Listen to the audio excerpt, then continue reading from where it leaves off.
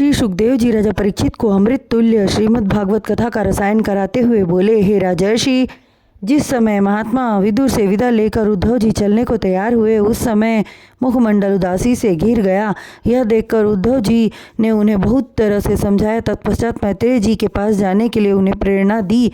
उधर उद्धव जी बद्रिकाश्रम के लिए चले तो विदुर जी वहाँ न रुक सके, सो मैत्रेय जी से मिलने के लिए चल पड़े। अन्य तीर्थों का भ्रमण करते हुए हरिद्वार जा पहुँचे। वहाँ जाकर प्रथम मैत्रेय जी से भेंट की। उनकी विह्वलता देखकर मैत्रेय जी ने पूछा, हे ज्ञान चक्षु विदुर जी, आप इतने उदास और मलिन मुख क्यों हो रहे हो? मैत्रेय जी की बात सुनकर विदुर जी स्वयं को रोक न सके, नेत्र सजल होने लगे और अत्यंत विह्वलता उभर आई। बोले, ऋषिराज, जब उद्धव जी ने मुझे बताया कि समस्त भूलोक पर अपनी लीला प्रकट करने के लिए अवतार लिए प्रभु श्री कृष्ण जी अंतर्ध्यान हो गए, जिन्होंने अपनी माया से महाभारत कराया, उनकी इच्छा हुई कि यदुवंशियों का नाश होना आवश्यक है, सो उनकी माया के वशीभूत होकर यदुवंशी आपस में लड़ मरे और अंत समय में आपकी भेंट प्रभु से हुई। प्रभु ने आपको ज्ञान का उपदेश देकर धन्य किया, अतएव आप मुझ पर कृपा करें और प्रभु द्वारा दिए गए उपदेशों का रसपान कराएं।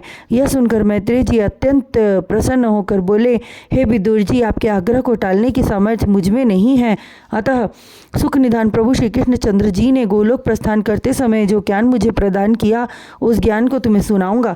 मैत्रेय जी के वचन सुनकर विदुर जी ने पूछा, हे मैत्रेय जी, सुख प्राप्त करने के लिए मनुष्य परिश्रम करता है, किंतु फिर भी उसे दुखों से मुक्ति नहीं मिलती।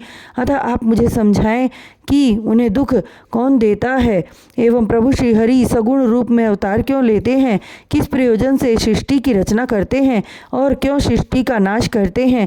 मैं अपने अल्प ज्ञान से इतना ही समझ पाता हूँ कि सांसारिक जीवों को भवरूपी अथाह सागर से पार उतारने के लिए एवं पापों का नाश कर धर्म की स्थापना हेतु सगुण रूप में अवतार लेते हैं, जिससे युगों तक प्राणी उनके नाम का सुमिरन करे और प्रभु की कथा एवं प्रभु द्वारा प्रकट की गई लीलाओं का ध्यान कर अपनी मुक्ति को पाले। यदि इतना जानकर भी प्राणी सांसारिक मोह माया में लिपटा रहे तो यह उसका दुर्भाग्य है, इसमें भगवान श्री हरि का कोई दोष नहीं है।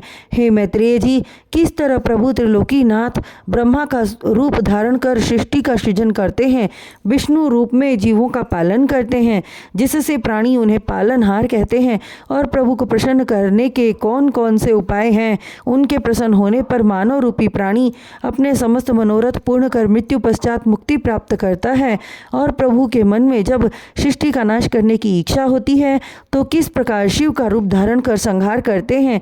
मैत्रेय जी, प्रभु की इन समस्त लीलाओं का वर्णन इस प्रकार कीजिए जिससे मुझे आप द्वारा दिया गया ज्ञान जन्म मरण तक याद रहे।